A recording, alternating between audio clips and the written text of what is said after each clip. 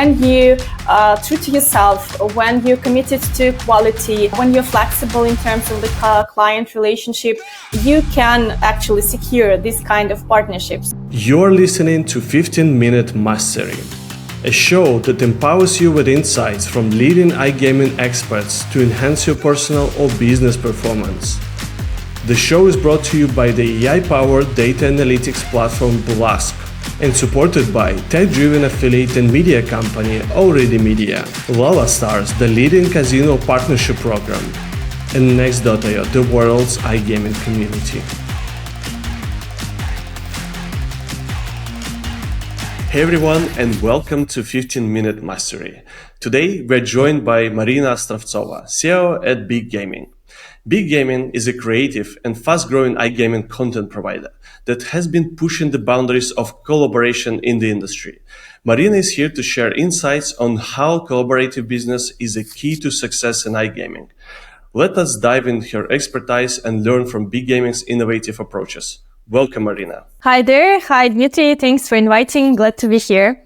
It's so awesome to have you here because you guys are creating some amazing products. I'm a big fan, so I cannot wait to learn more from you. So let's start with the first question. So how do you communicate with players and the wider gaming community to gather feedback? How do you then use this input to meet player demand and shape your game development? Awesome. That's an awesome question. A couple of months ago, probably even it was you that I read from. Isn't it ironic that all the game providers like on the market say that we are fascinating about player experience. We do this for the players, but in reality, we're not allowed to talk to players like by law. So we all talk about that we are pushing for players, but we cannot touch them. So this is our story as well. We set the goal probably 2 years ago that we would like to start gathering the actual feedback from the players to be able to utilize everything that we learned from this experience into the game development process. And we find the solution. We do this through the collaboration with our partner Skaters Club. This is the gaming community of the real players and streamers.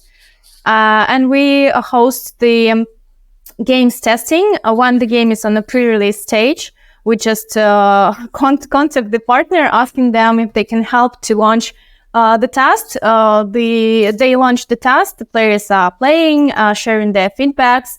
Probably 1,500 comments that we can receive through one test. And then we accumulate all the information. Of course, most of the comments are not relevant, but some of them are very helpful. And we take all of the comments to a final touches to the game. That's how we actually interact with the players, not directly, but through the community.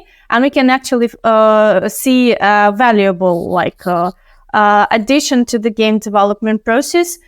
We took some of the comments to actually rebuild the game, not completely rebuild, but to some significant changes, added significant changes to the game, and we see the profit from this. We also work with analytical guys, analytical partners like Casinolytics. We love them so much. They are very, very much fan of the data, and we also share all the insights with them, and they share all the insights, of course, what they can, not everything, with us, and we can also utilize all of this into game development. Well, from this partnership, we have our famous title.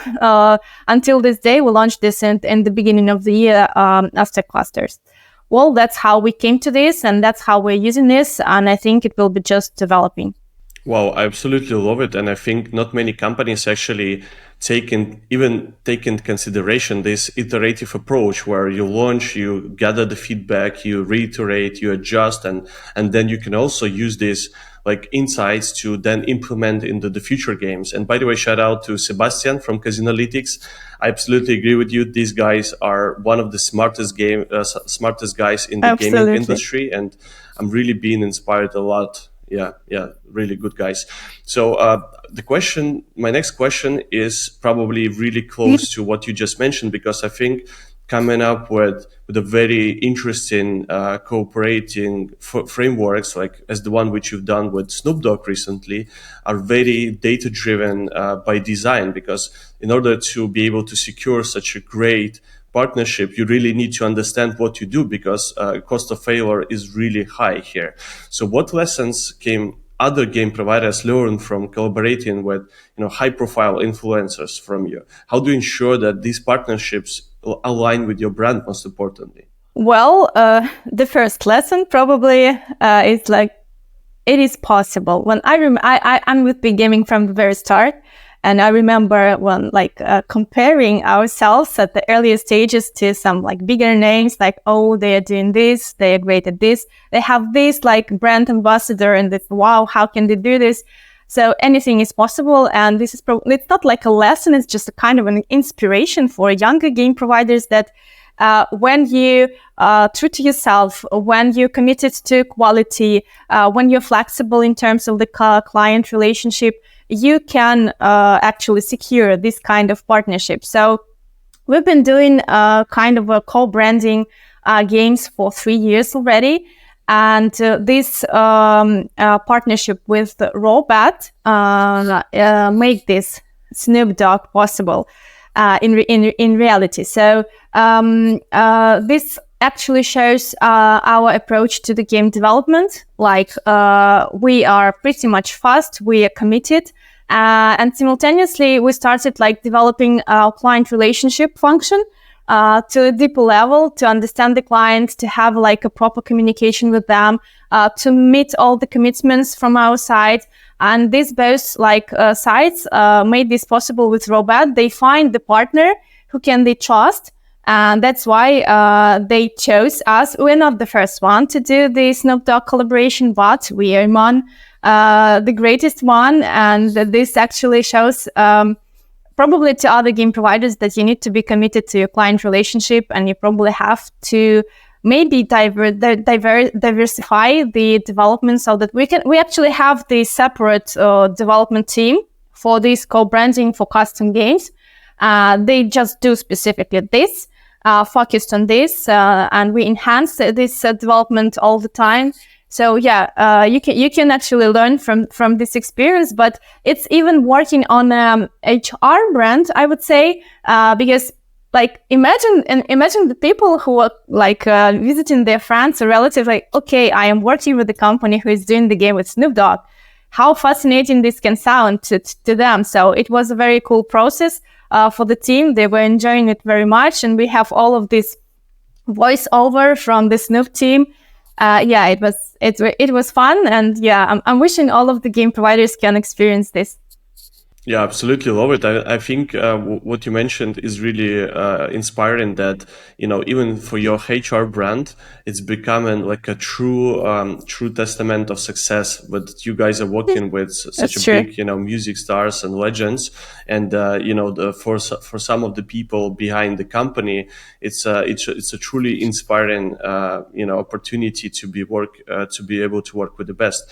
I think I remember that probably back in like 2021, your team was one of the first ever in my career who reached out to me when I was like a CMO at one of the biggest operators, and they asked for the collaboration on the marketing end. Like looking for some possible innovative marketing collaboration opportunities, and it's truly remarkable. And I think not many really brands, they care about the players from that angle, where they want to push their titles in front of the players rather than in the lobbies. So congrats on that.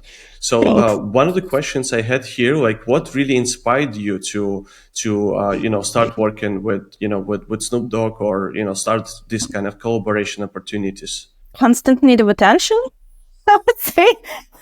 Well, in some way it's true.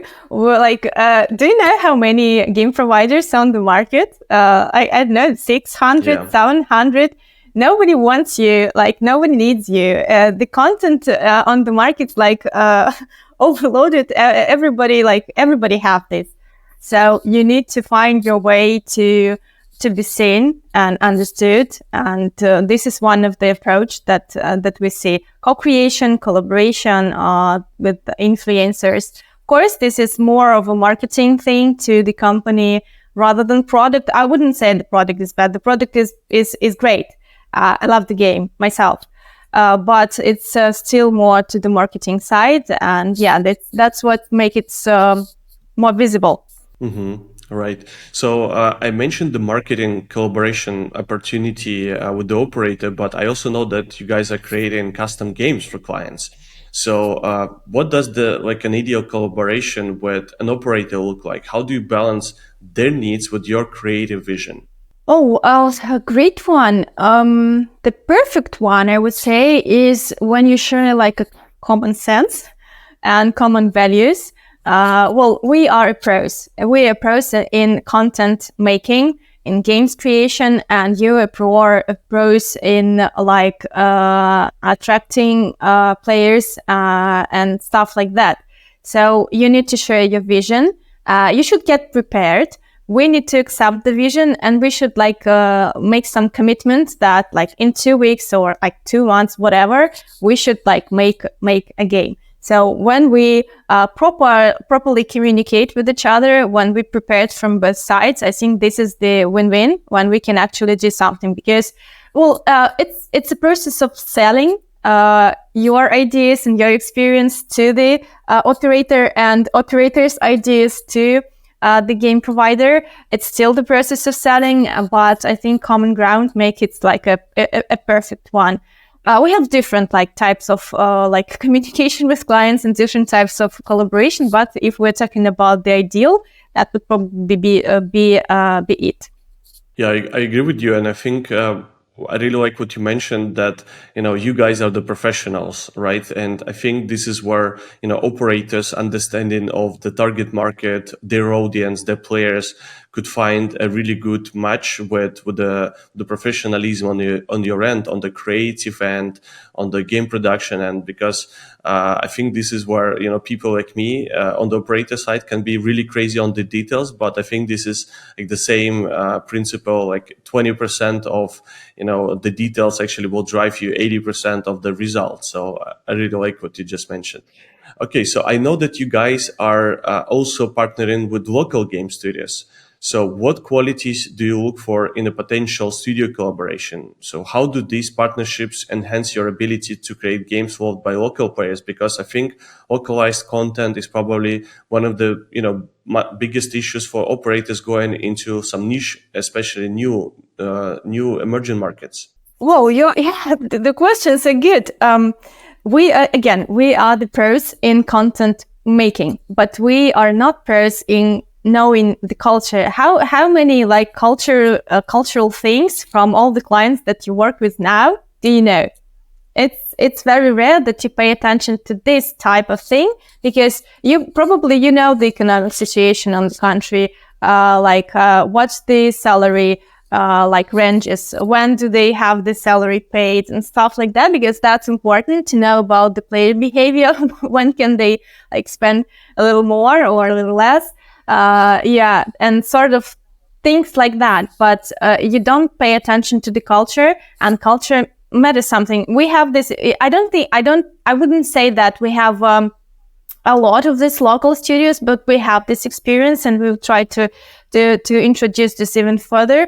But we had this experience with the Asian studios, that they were doing some art for the game so that it actually fit for the market. Because when we're doing this ourselves, we had a mixture of China and Japanese, and someone is saying this, and okay, why did you have this simultaneously in one game? It's not a proper thing to have this in one. Okay, it's cool. We were saying, it's cool to have this. We like it. No, we don't like it. It might even be offensive to some culture. So we need to know this stuff, and it probably will help to actually enter the market and promote yourself on the market. But if we're talking about how we pick them, I would say that also we need to share some common ground and vision, and their ability to deliver, because a lot of people are just saying, and I like when people not just saying, but they can actually deliver. I love it. I think our industry is really close-minded, and the willingness to share the information and knowledge is really down to minimum. And I think you guys, and you especially with your visionary approach towards collaboration, is a true inspiration for me and all the other folks in the industry. So I really like this conversation, Marina. Thank you so much for sharing your insights. I think I learned a lot from you today. Thank you, Dmitry, for having me. Lovely to be talking to you. Thanks a lot. Cheers to everyone. Bye-bye. Bye.